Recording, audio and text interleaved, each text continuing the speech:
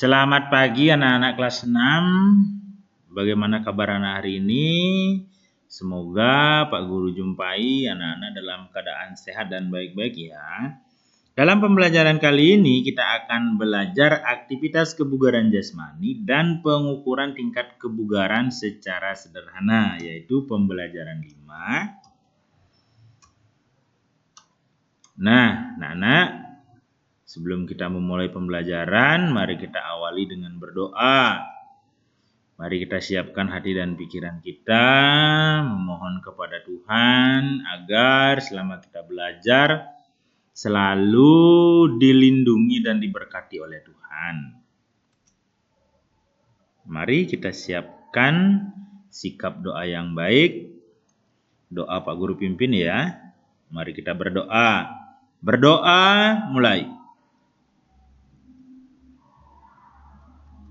Selesai. Baiklah anak-anak, mari kita siapkan buku paketnya anak-anak.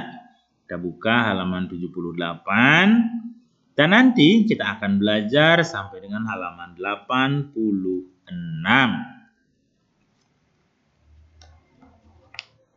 Oke anak-anak, sudah siap?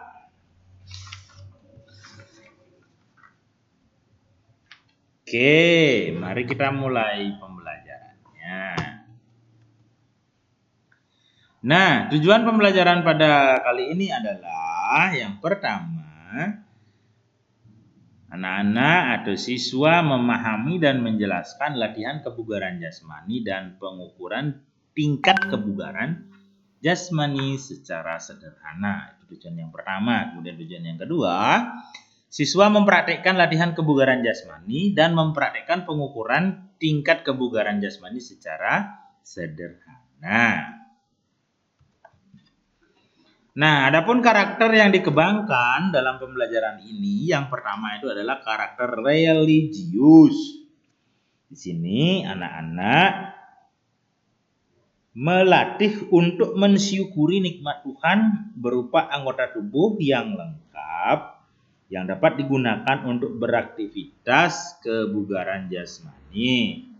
Kemudian karakter yang kedua yaitu adalah karakter disiplin. Anak-anak di sini dalam melakukan kegiatan sesuai dengan aturan atau ketentuan yang berlaku. Kemudian karakter yang ketiga yaitu adalah peduli. Jadi di sini anak-anak memiliki rasa peduli terhadap anggota tubuhnya dalam melakukan kegiatan yang bermanfaat. Jadi anak-anak peduli dan menjaga anggota tubuhmu jangan sampai cedera. Kemudian berikutnya, karakter yang berikutnya adalah kerjasama. Di sini anak-anak dilatih untuk terbiasa bekerja sama antar teman atau kelompok sehingga saling membantu dalam melakukan aktivitas kebugaran jasmani. Kemudian karakter yang terakhir itu adalah tanggung jawab. Nah, di sini anak-anak diharapkan dapat melatih tanggung jawab terhadap pengamatan yang disampaikan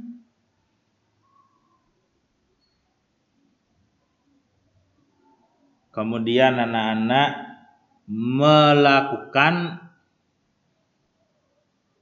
kegiatan yang diperintahkan oleh guru selesai atau melakukan kegiatan sampai tuntas. Seperti itu karakter tanggung jawab. Baiklah anak-anak, mari kita mulai. Pak Guru awali dengan penjelasan apa yang dimaksud dengan kebugaran jasmani. Kebugaran jasmani adalah kemampuan seseorang untuk melaksanakan tugas sehari-hari tanpa mengalami kelelahan yang berarti dan memiliki cadangan tenaga untuk melakukan kegiatan berikutnya atau melakukan kegiatan yang lain. Nah, apa manfaat dari kita memiliki kebugaran jasmani? Yang pertama, manfaatnya itu adalah anak-anak di sini dapat meningkatkan kemampuan kerja jantung dan paru. Nah, bila kita melakukan aktivitas jasmani, kemampuan jantung dan parunya kita itu meningkat, otomatis kerja yang kita lakukan itu lebih enak. Jadi kita tuh seperti memiliki tenaga yang lebih seperti itu. Berikutnya, manfaat yang kedua adalah meningkatkan kemampuan kerja tubuh. Nah, seperti yang Pak Komang katakan tadi, kemampuan kerja tubuh kita itu meningkat. Seandainya yang dulunya itu kita hanya dapat berlari 100 meter, dengan anak melatih kebugaran jasmani itu bisa mencapai 200 atau 300 meter. Nah, itu kebugaran jasmani ini dapat kita capai bila kita melakukan latihan secara rutin. Nah, seperti itu. Manfaat yang ketiga adalah meningkatkan semangat belajar. Otomatis bila anak-anak memiliki tubuh yang bugar, otomatis semangat belajarnya pasti akan meningkat. Kemudian manfaat yang keempat adalah meningkatkan kedisiplinan. Nah, seperti yang Pak Komang katakan tadi. Kemudian manfaat yang kelima adalah meningkatkan pertumbuhan badan yang seimbang atau menjaga porsi makan. Nah, seperti itu. Kita lanjut anak-anak ya. Nah, dalam pembelajaran kebugaran fisik dan pengukuran kebugaran, kita akan membahas yang pertama kita bahas adalah latihan fisik dan faktor-faktor yang harus diperhatikan. Kemudian yang kedua adalah program sederhana latihan fisik, program sederhana ya. Kemudian yang ketiga, pengukuran tingkat kebugaran jasmani. Tentunya yang kita ukur itu adalah kebugaran jasmani kita sendiri atau pribadi. Anak-anak, kita mulai dari yang pertama ya, latihan fisik dan faktor-faktor yang harus diperhatikan. Nah, silakan anak-anak buka bukunya halaman 80. Nah, mari kita belajar bersama-sama latihan fisik dan faktor-faktor yang harus diperhatikan.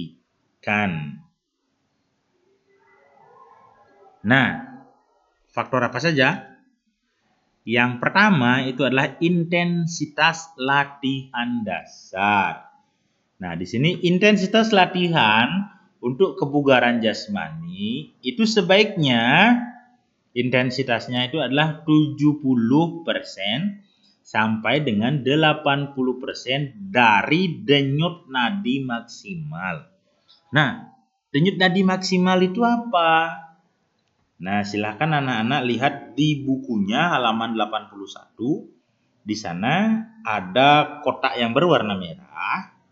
Di sana dijelaskan denyut nadi maksimal adalah 220 dikurangi usia.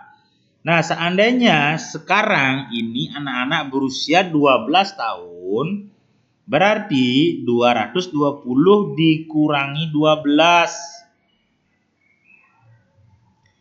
Nah, jadi denyut nadi maksimal anak-anak itu adalah 208. 208 adalah denyut nadi maksimal. Untuk latihan itu adalah 70% sampai 80% dari 208 itu. Contohnya. Nah, sekarang anak-anak berusia 12 tahun. Kemudian kita mengambil 70% dari denyut nadi maksimal, yaitu 70% dikali 220 dikurangi 12. Hasilnya itu adalah 146. Nah, 146 ini artinya apa? Jadi anak-anak dalam melakukan aktivitas, anak-anak tidak boleh melebihi denyut nadinya itu di atas 146 denyutan per menit. Jadi anak-anak selama 1 menit itu denyut nadinya itu tidak boleh melebihi dari 146. Nah, itu adalah denyut nadi untuk latihan aktivitas kebugaran jasmani ini. Nah, bagaimana caranya kita mengetahui denyut nadinya kita? Nah, anak-anak bisa meraba denyut nadinya pada pergelangan tangan. Nah, contohnya kedua jari tangan kanan itu jari telunjuk dengan jari tengah itu tempelkan pada pergelangan tangan kiri. Pergelangan tangan kiri. Nah, di sana anak-anak bisa meraba dan merasakan denyut nadi anak-anak. Caranya menghitung adalah hitunglah menggunakan alat atau jam yang menunjukkan jarum menitan. Ada jarum detikannya. Nah, caranya mengukur adalah ukurlah selama 15 detik. Selama 15 detik anak-anak ukur, contohnya kita tempelkan jari tangan kanan, ibu jari dan jari tengahnya di pergelangan tangan kiri. Kemudian kita raba nadi yang ada di pergelangan tangan kiri. Nah, kemudian kita hitung sambil melihat jarum detikan jamnya. Nah, kita hitung. Kita rasakan, setelah anak-anak merasakan dan mendapatkan denyutan baru kita hitung. Hitung selama 15 detik.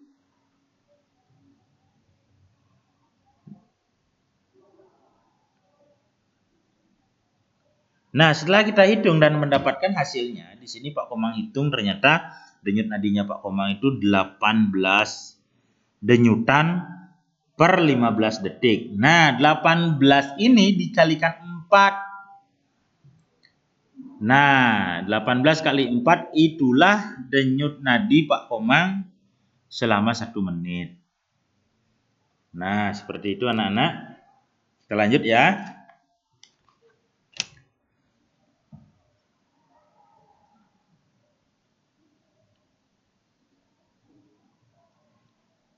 Setelah kita mengetahui denyut jantungnya kita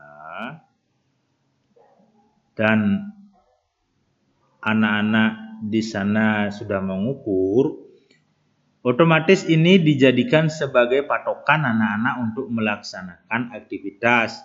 Begitu anak-anak sebelum melakukan olahraga, denyut nadinya juga dihitung dulu per menitnya berapa. Nah, kemudian setelah anak-anak melakukan aktivitas selama 15 sampai 20 menit, kemudian dicek lagi denyut jantungnya, denyut nadinya. Melebihi yang 146 tadi atau kurang daripada itu. Nah, kalau melebihi, nah itu berarti anak-anak sudah melewati denyut jantung yang disarankan. Nah, seperti itu. Oke, nah itu mengenai intensitas latihan dasar ya. Kemudian berikutnya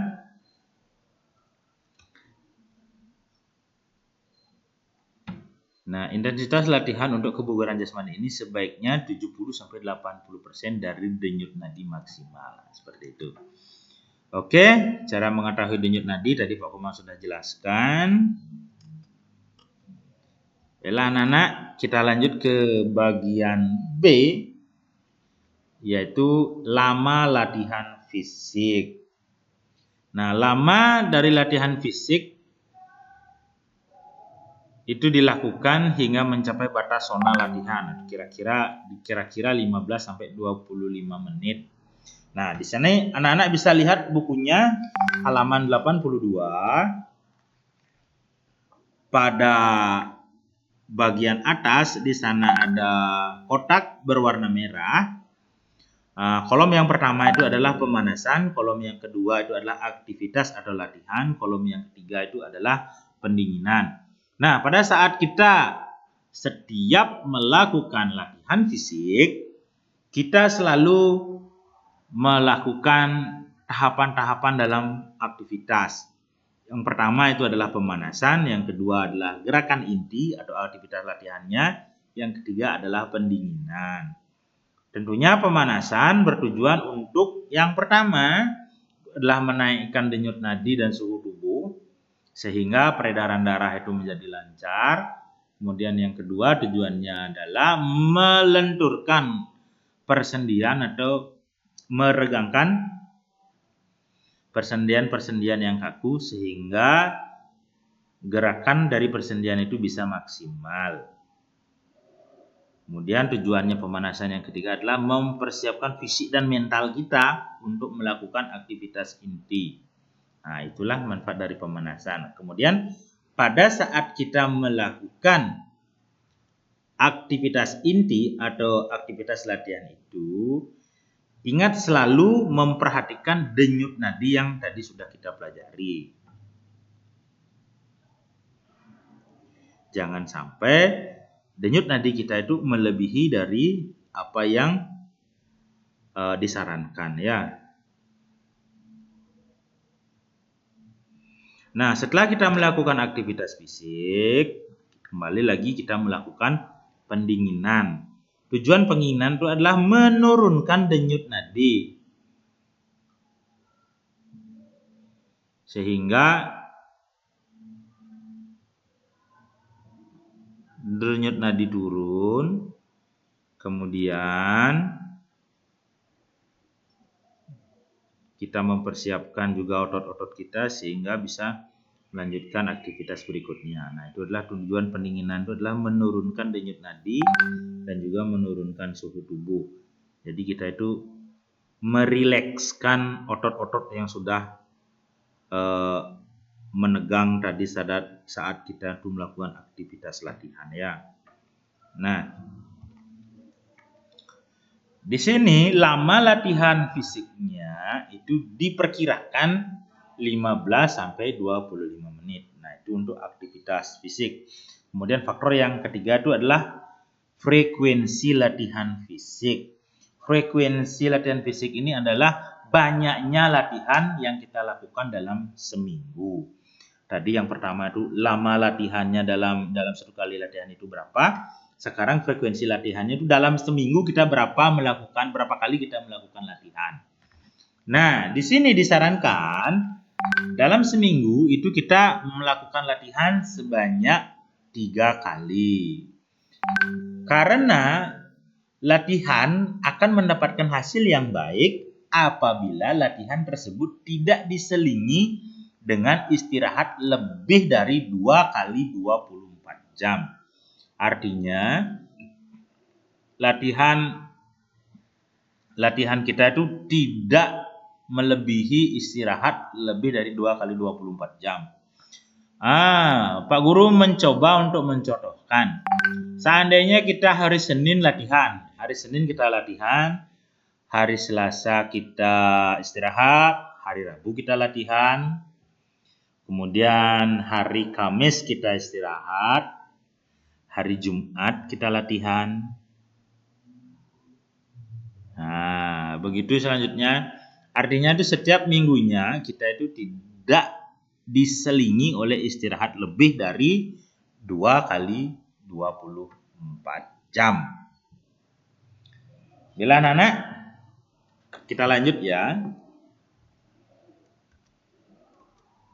Kita lanjut ke bagian kedua, program latihan fisik.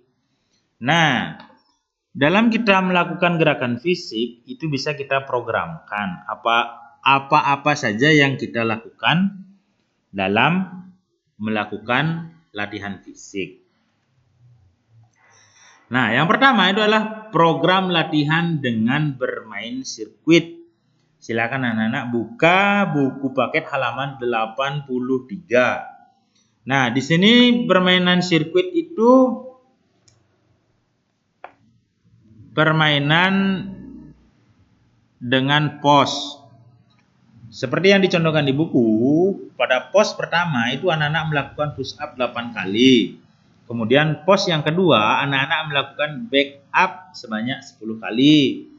Kemudian tugas yang ketiga, pos yang ketiga, anak-anak melakukan gerakan sit up 10 kali.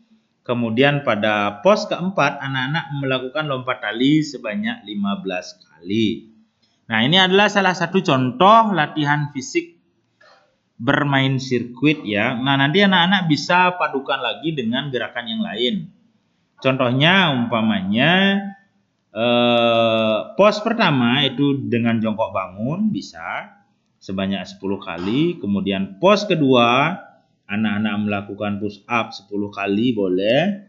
Kemudian pos ketiga anak-anak melakukan naik turun tangga sebanyak 10 kali juga boleh. Kemudian pos yang keempat anak-anak melakukan lompat tali sebanyak 20 kali. Nah, itulah contoh daripada gerakan latihan sirkuit. Nah, ini anak-anak bisa diprogramkan. Jadi diprogramkan latihan apa yang anak-anak lakukan untuk latihan sirkuit tersebut. Ya. Nah, dalam latihannya umpamanya 1 minggu 3 kali ini, anak-anak itu diprogramkan latihan sirkuit, kemudian berapa kali anak-anak melakukan gerakan tersebut. Nah, seperti itu. Kemudian program latihan yang kedua, selain dengan latihan sirkuit, anak-anak juga bisa melakukan latihan fisik dengan lari jogging.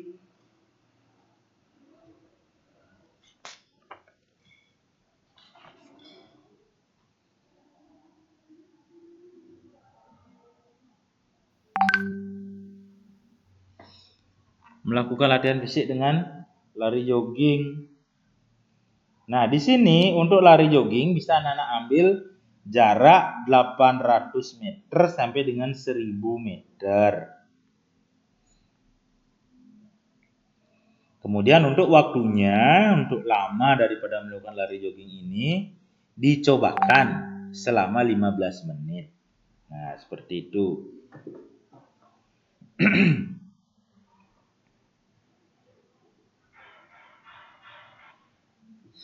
Atau juga anak-anak dapat melakukan latihan dengan latihan interval. Di mana latihan interval ini pengertiannya adalah latihan yang diselingi dengan waktu istirahat. Contoh latihan interval ya, misalnya pada hari Selasa melakukan latihan, kemudian pada hari Rabu istirahat.